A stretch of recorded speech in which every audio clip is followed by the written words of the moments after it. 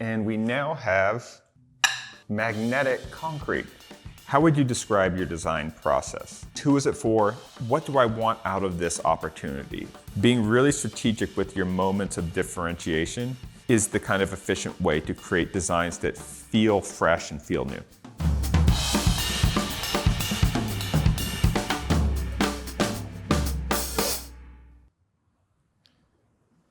So I've been experimenting to see with the laser cutter if I can make some of my previous metal designs a little more efficient for me to fabricate here in my own garage. So this is a bench leg, and I'm pairing this with some plantation grown teak that I was given. So this is teak that's grown in just a few years. So it's more of a softwood than a hardwood. The grain isn't super dense, but with these legs, you can just slide them on and very quickly set up a bench. And I kind of like this as an alternative to like a folding bench or a folding chair designed to quickly set up outdoor seating. Teak will do well outside. And the way these are sort of designed at that angle, it allows the downward pressure of people sitting on it to lock the wood in so it doesn't slide. So it's a pretty efficient thing to do. When I made these before, I hand cut all the pieces with an angle grinder, so that was time consuming. With the laser cutter, I went way thinner. This is just plate steel, it's a 1/16 of an inch. The challenge I had, it wasn't too long, it only took a few minutes to cut out all the pieces, but it took me about 2 hours to kind of weld these up this morning and then grind them down because welding wasn't great. So there's the potential for fast fabrication. The issue I'm sort of facing is I have to come up with a way to quickly kind of bend the pieces. In particular, these bends aren't perfectly symmetrical, so I need to create some sort of jig that'll allow me to bend out these pieces and then hold these support pieces in place so that I can do the welding really quickly. So with the laser cutter, the cutting's really fast, but I still need to create some sort of infrastructure on the assembly side to make this as efficient as it needs to be. And what I like about this is that even with no fasteners, it's very stable. I mean, look at this, I'm all the way at the end and nothing sort of wiggling. So this board is 2 inches thick and 5 inches wide, so it's a very narrow bench. So what I'm thinking now is, if I did want to make a wider version, personally I think this is perfectly fine for an outdoor bench, just a place to kind of take the load off. But if I did want to go wider, I'm thinking about it in 2 ways. One, obviously I can make this socket here just wide enough for 2 boards. In that case, I'd probably want a middle divider, and I worry that the boards would flex differently, and it would have to be a pretty good sized divider so you don't get your butt pinched between 2 boards, kind of rocking back and forth, where as someone moves, it creates a pinch moment. The other option I'm thinking is, because I do like that the legs flare out. And if I went wider, I just feel like it would be a little more clunky looking. So the other option is, what if I did a separate set of brackets, rip down another board so it's 2.5 inches, and then that fits over the sides. So it's almost like a saddle and a saddle, and that creates the width over that way. Same sort of issues is making sure that you don't create pinch points in between the boards, but I think that's probably the direction I'm gonna try next. So first things first, figure out an efficient bending jig for the legs.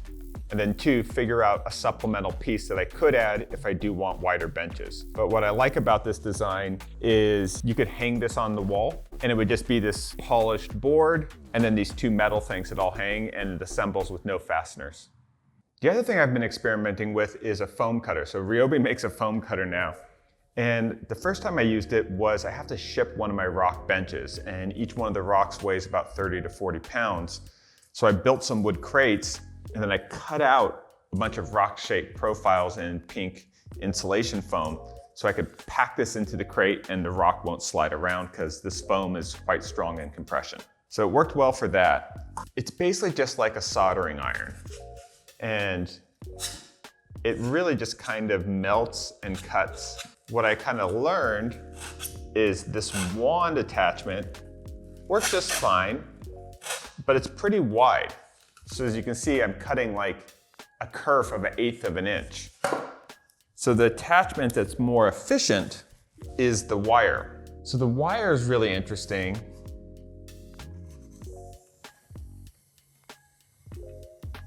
Because it works like a coping saw, and you get real thin.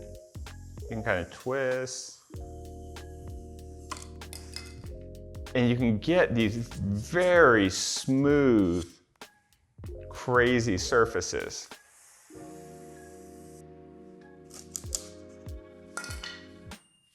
I mean, kind of mesmerizing.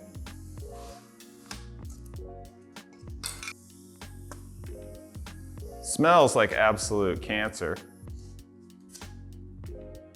So once you start going into a cut, you're kind of committed, because if I tried to back the wire out, the wire's still hot, so it probably would, double cut and make a mess.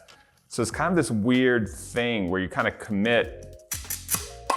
So I haven't figured out what I'm going to use this for other than just when I have to pack rocks to ship. But I think the obvious things that come to mind are mold making. With this, I could create an edge condition for a concrete slab or a table that looks very live edge. And even if you got a little too spiky, you could just come back in. I think it's one of those things though, when you're kind of loose with it, you can get pretty cool effects. But the minute you try to get really precise with it, it can be probably a little bit frustrating. It's kind of like AI generation in that way, where it can create kind of an interesting effect really fast, but when you really try to lock in and have it do exactly what you want, that's where it can get a little tricky. So one thing that might be interesting is making a textured surface where you just cut a whole bunch of strips like this and then pour the concrete directly onto it. It would be like taking brutalism to another level, where you're adding this kind of curvy stuff to that kind of chunky striation. So you may remember our experiments with the iron filings, both trying to burn off the sawdust out of them and collecting them in the first place. Well, I went ahead and mixed them into concrete, and we now have magnetic concrete. It's just because there's enough steel in there to replace some of the sand that a magnet will stick to it. Not super strong, because there isn't that much iron in there. It's maybe like 5 to 10% iron filings. But it is enough for a strong magnet to stick to, which is interesting. So this one, I thoroughly mixed it into the concrete, so you can't see from the outside. So you'd have no idea unless you held the magnet up to it. Now, this one we're gonna soak in vinegar to see if we can get that rusted effect. I'm not sure how long it'll take for it to start rusting, but we're probably gonna submerge it in vinegar, let it soak for like a day, and then take it out and put it outside, and hopefully we'll get some sort of oxidation and see if that rusted effect is a possibility. For this one, I sprinkled some of the iron filings on the bottom of the mold. And obviously where they piled up, the concrete didn't come out perfectly smooth, but it almost looks like a weird industrial crystal kind of thing, kind of a cool effect. Did the same thing with this one. This was the leftover from the mixture. And as you can see, a lot of that concrete, or a lot of the iron, is still just sitting on the surface. So we'll just pull that away, and let me give it a little rinse. So this is still an experimental idea that doesn't really have a purpose yet. I'm intrigued, and I really didn't think about the magnetic consequences before. It sounds cool, but I still have no idea how I would utilize that to make a project better, more interesting, or have a different technical feature. I'm also wondering if you could actually make the concrete conduct electricity, because in that case, which I think is unlikely given that the particles will be spread out and have to be bonded together, but I could see kind of embedding the concrete, which I guess you could do with rebar anyways, for some sort of lighting thing or something like that. But as of now, it's just an idea with no purpose yet. I know it would be an interesting sort of finish effect. This is intriguing as a kind of like dystopian, urban, brutalist decay kind of look. We'll test to see if it rusts, but other than as kind of like a sculptural aesthetic effect, still haven't figured out how it can actually really inform a project in a significant way yet. For now, we're just gonna soak this one in vinegar, because I still think there is kind of a invisible paper kind of thing that could happen, where we might use like magnetic letters to hide and consolidate the iron filings just under the surface of the concrete. So it's not till years later that it says something. And that'd be a really cool thing to do. Like, let's say you had a client that you really didn't like, you finished a project, you get paid, but you hid like some sort of offensive message into their big concrete wall, and they don't even see it for like 5 years.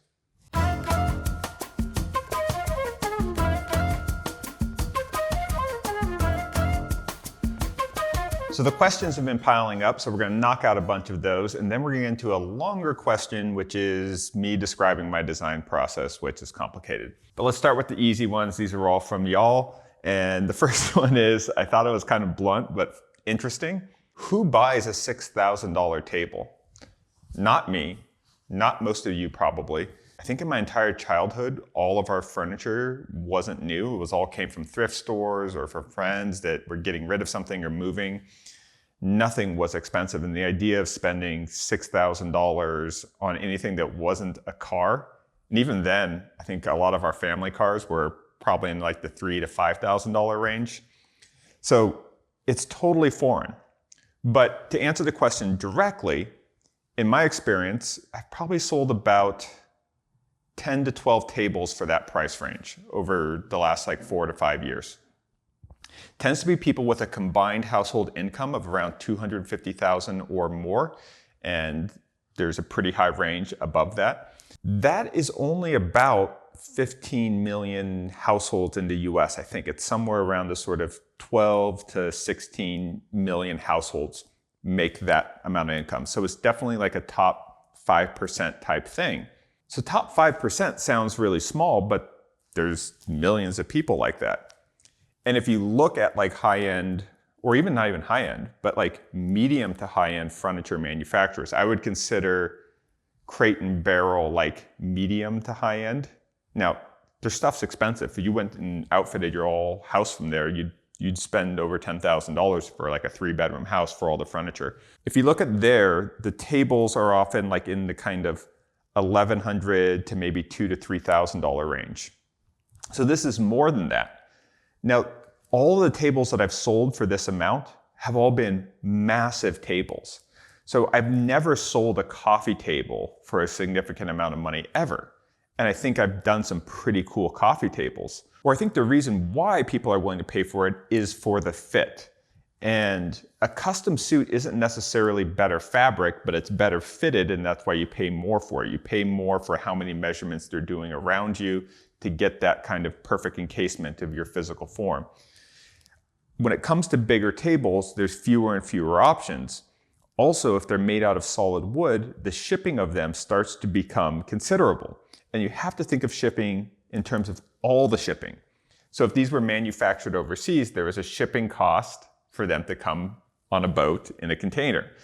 There was a cost for them to unload them and spec them in one of our major ports, repackage them, and then put them in a distribution center, and then they get shipped out to the person that buys them on the internet.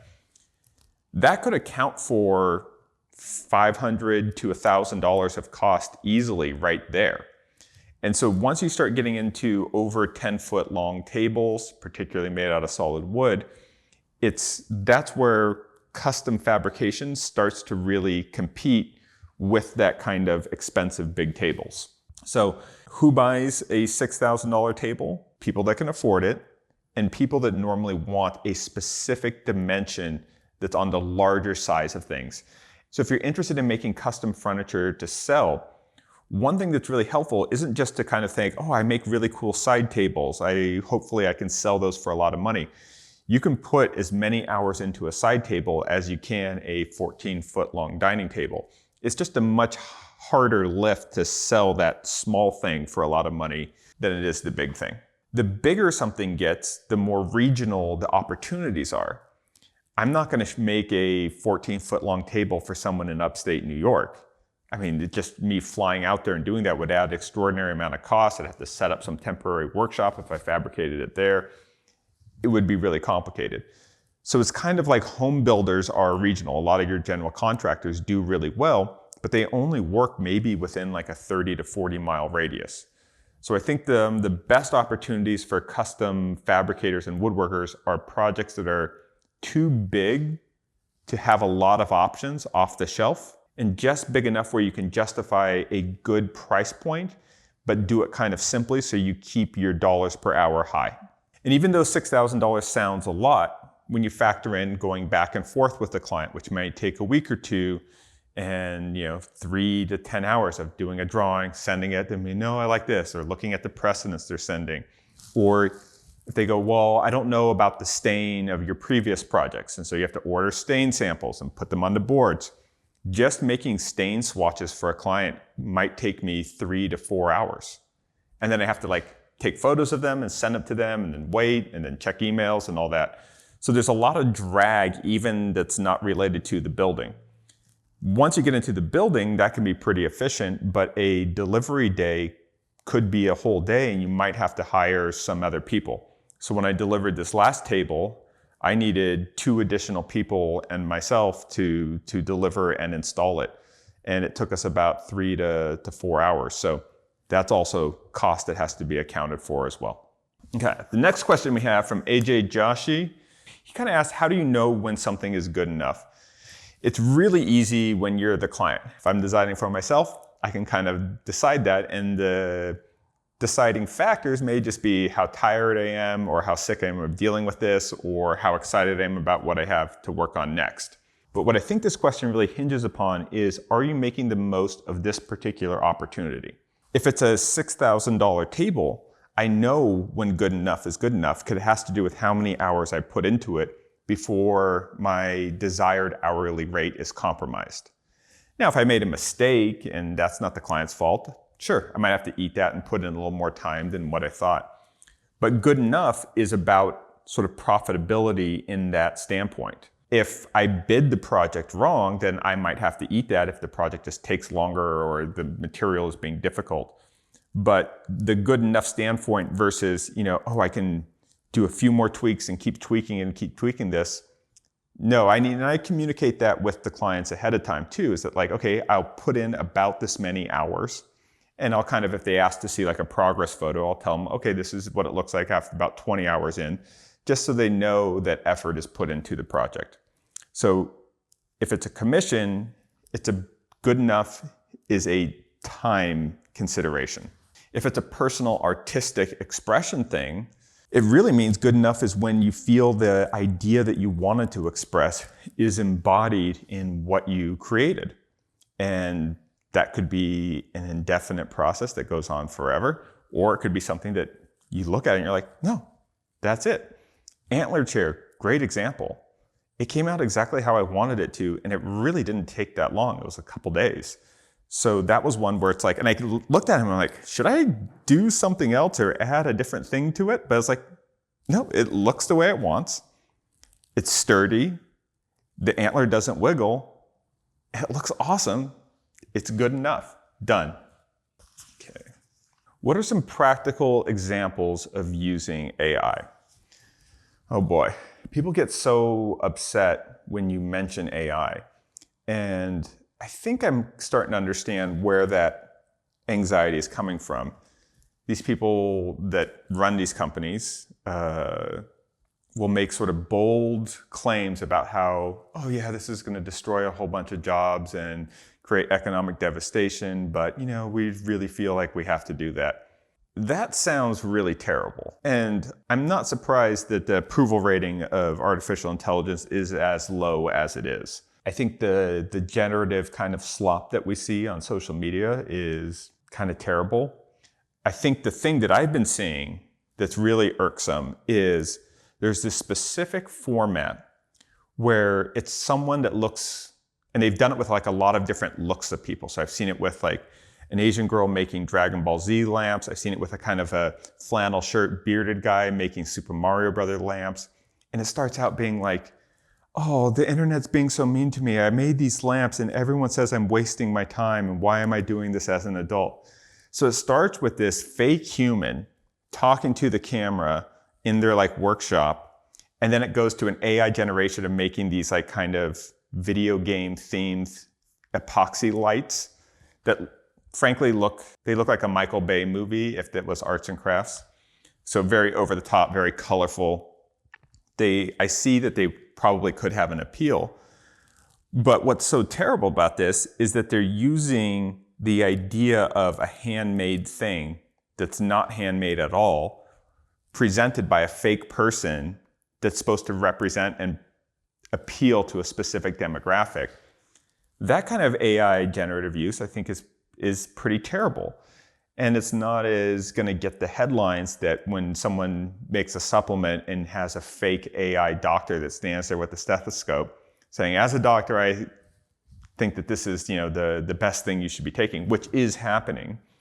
So that I find totally gross, reprehensible, sloppy. And I think we all need to be kind of more stricter consumers, that if we see that kind of stuff, probably shouldn't follow those accounts, shouldn't engage with the content. And that's probably the best thing we can do there. Now, I think when AI is used to deceive people, that's the obvious kind of red line that shouldn't be crossed. When AI is used for engineering things, whether it be a cure for cancer or a more efficient use of steel and concrete so that we can make stronger buildings that use less material, I don't think those applications are as controversial or as problematic. I also think when it's basically being used to replace people, it kind of gets to the gross side.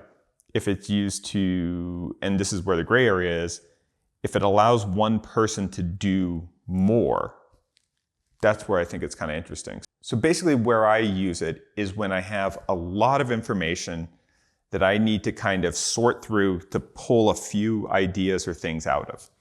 So I've been using it with civil engineering documents, where I'll say, okay, we'll find all these kind of civil engineering studies on wind speeds and landscape.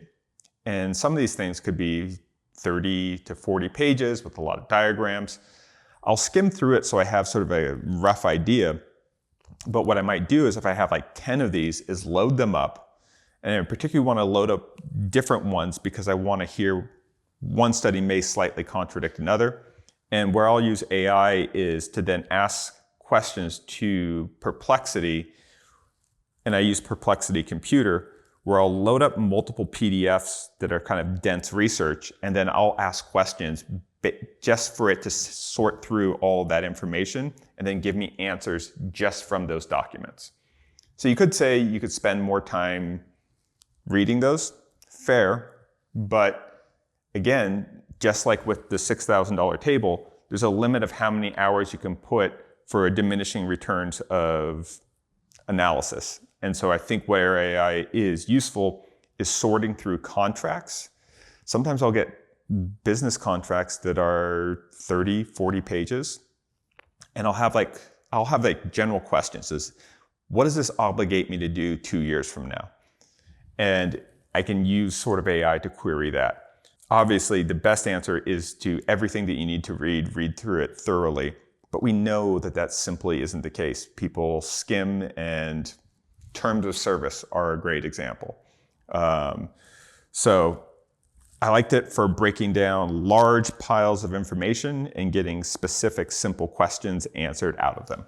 But I don't think AI is particularly good at creative. Like, I'll see these like stupid videos where someone will use like, oh, we made a better version of Hulk fighting Thanos in Avengers Endgame. And they just change it so that Hulk wins. So it's this, it looks bad. It looks better than, this kind of fan stuff used to be, but no one really cares. Like, no one cares about the fake knockoff version. There isn't excitement. It's just slop. Everything is so expensive right now. True. What affordable luxuries are left? Oh, that's a good one. I mean, coffee is the one that comes to mind. To just spend a little bit more on coffee at home, but then it's something that I've never had a cup of coffee that I didn't enjoy. And I think doing like pour over or just making your own little ritual for it, I think that sort of guarantees that you're going to have 15 to 20 minutes of every morning that are about your preferences, your taste. The actual fact that you make it yourself, I think, is a luxury itself. So you have to kind of get up 15 minutes early so it's not just running and then grabbing something on your way to work. But I think that's like a great one.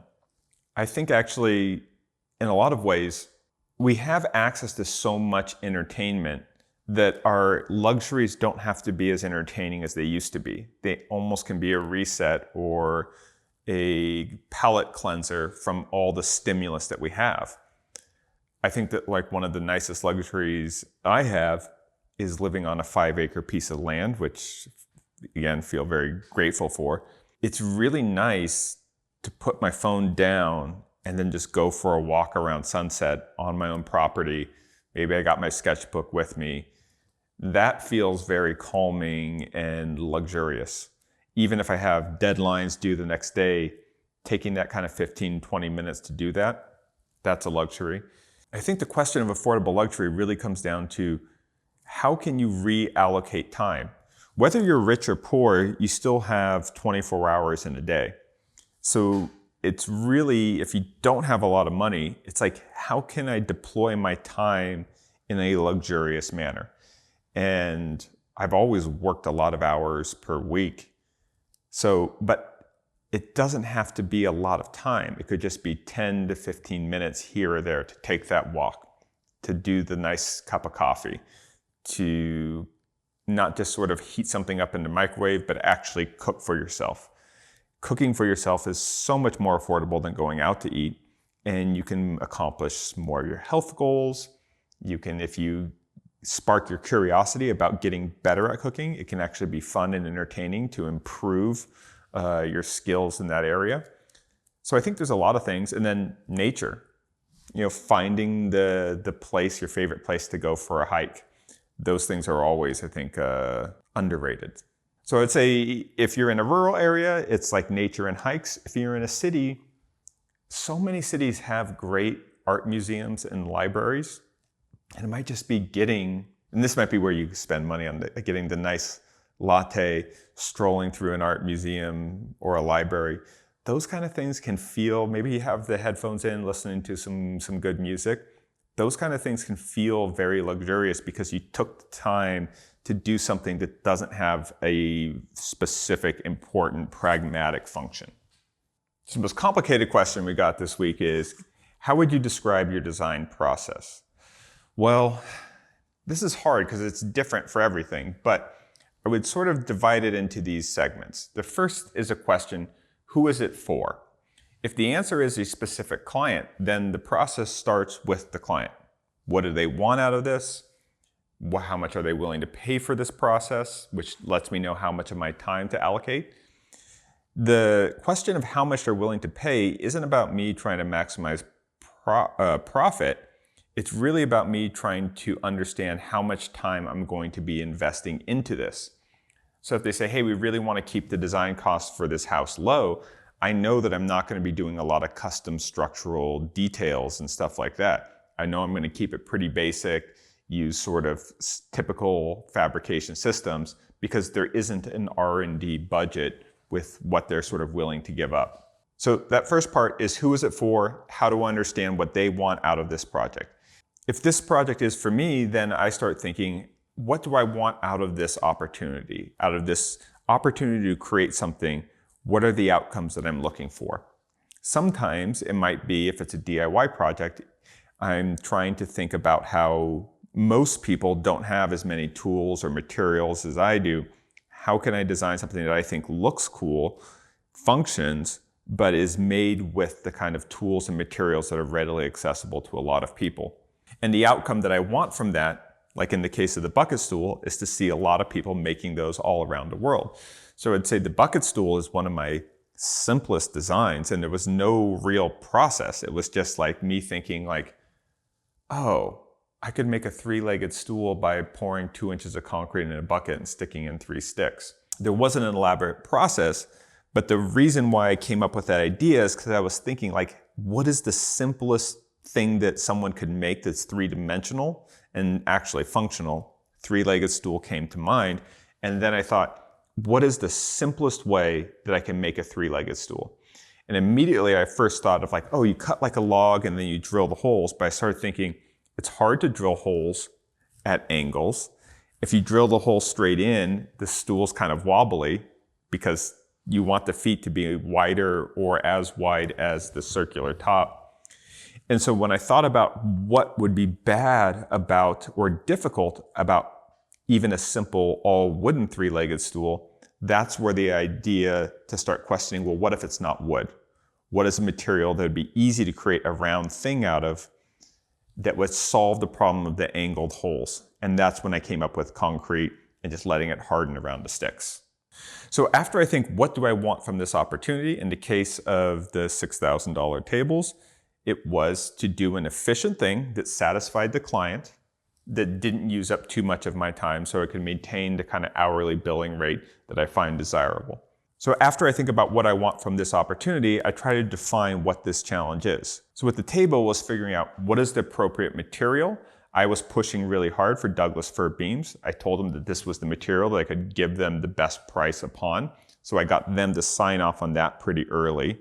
Then it was figuring out how to manage the weight, make sure that my glue ups minimize the amount of sanding I would do. Because if I screwed up the glue ups, then I might blow that hourly rate on trying to plane or sand down uneven boards.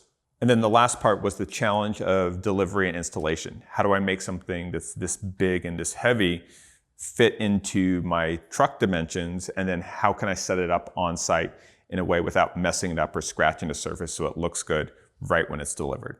For more complicated projects like the moon pad, which we just posted that video, be sure to check that out. Defining the challenge was a lot more technical. The idea was about using this rotational arm with a template to shape the concrete. Then I had to sort of figure out all the things that could go wrong. The big one would be the soil underneath that thin shell of concrete eroding. Other challenges were, what if you pour the concrete and you run the template, but it just keeps slumping away and you just clog up the track? So those were kind of very specific challenges that I had to kind of come up with a plan for. And so in the case of the slumping concrete, we used a lot of that's why we use so much rock on that surface, because that isn't a smooth surface for it to slide, and it kind of coagulates and grips. And then we also used a lot of chicken wire at the base. We added rebar in everywhere we could. And it was also why we had to use those sort of sandbags and compact the earth all in layers. My guy, Morley Kurt, asked a really great question. It's well, couldn't you just bring in a dump truck and dump all this dirt down? We could, but then we'd have to be moving that around and compacting it. And if you have a big pile of dirt, it's really hard to compact it because you might be just compacting the top layer and then it's pretty soft. Then when you pour 10 tons of concrete on top, it might not be fully compacted, and then water could come in from underneath it and slowly erode it out. We are at a slight plane, so we will get water sheeting off there. So it was really important to define these kind of sub-technical challenges within the project, put those into a work plan, and then kind of come up with solutions for every one of them. Another really important part of the process is laying out options. This might happen really early on. This might happen after some experimentation. So if I'm with a client, I'll ask them to show me examples of work that they really like.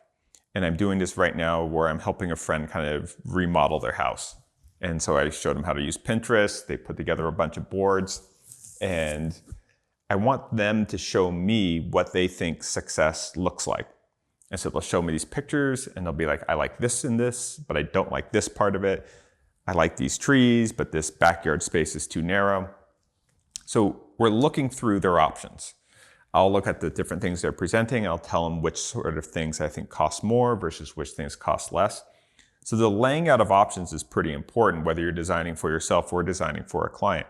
Because the more people understand where their options are, and more importantly, what they are not good options for them, the more likely they are to find your solution very palatable. So laying out the options, always a good thing. Once you lay out the options, you may kind of feel a little bit of meh, where, yeah, these are nice, but they're not special. They're just more kind of nice things, but not individualistic. They're not art pieces. They're just consumption. And this is where I think thinking about points of differentiation really matter. Now, I don't think we need to differentiate all the time. And I think trying to make everything a piece of art is a mistake. The same way as you can have great personal style, but everything you make doesn't have to be custom and one-off. You might just need a couple points of emphasis, and then everything else can be more off the rack. I kind of think it's like when everything has to be special, it's like kind of someone that tweets in all caps. It just sounds loud and obnoxious. So finding specific moments of differentiation, I think, is a really good thing. And with cooking, I think this can be done all the time, where whenever we're cooking, it's mostly just meat, rice, and vegetables. Now that can get a little boring, particularly if it's like chicken breast, broccoli, and white rice. So your point of differentiation might just be one little thing that makes the rest of the basics that are affordable and healthy and good choices a little bit more palatable. It doesn't mean you have to do like, oh, we killed wild yak and then we forage for this weird leek that only grows in high altitudes. And instead of rice, this is a hand-grown barley that we flailed with, a morning star. Too complicated, too messy, too difficult, too fussy. And it might actually be, none of those things might actually be better than their more kind of convenient counterpart. So I think being really strategic with your moments of differentiation is the kind of efficient way to create designs that feel fresh and feel new.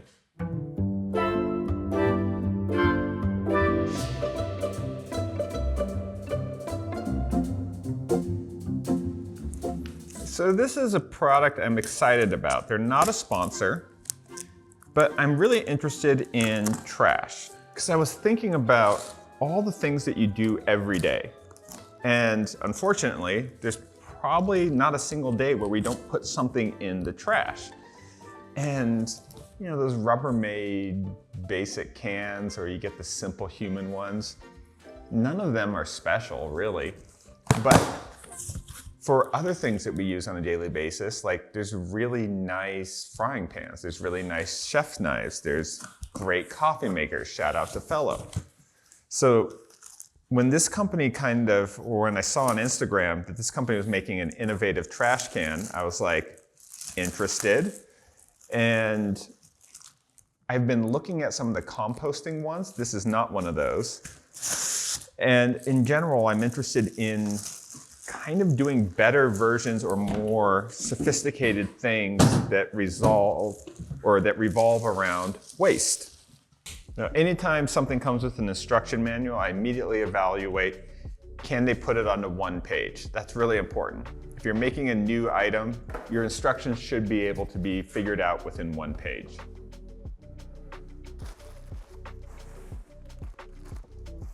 So this is the small version. They're also sending me a 30 liter, which is about twice the size of this. What I really like is that it seals up the bag and compacts everything. Opening automatically is cool, but I feel like we've seen stuff like that before. It's the way that it kind of consolidates the bag and then seals it all up, so you just have to grab a clean, sealed bag to go throw into the big garbage can. That just feels nice and tidy. It's also pretty cool how it uses air to kind of suck the next bag into its proper location. So I like it, it's pretty cool. You do have to plug it in occasionally to charge it. There's a little USB cord that comes with it, but that's becoming more and more common these days. And I can use the same charging cable that charges my foam cutter to charge my trash can. I don't know, like at the price point, probably not for everyone, but I really like it. I'm excited to get the bigger version to actually use as their main kitchen trash can. And I think I want to pair that one with one of the composting ones. And the one I've been looking at is the Mill or the Lomi. So if you have any experience with any of the composting trash cans, let me know what you think of them in the comment section below. Thanks for watching. Don't forget to subscribe and share with a friend that you think might enjoy Make a Ranch. Bye.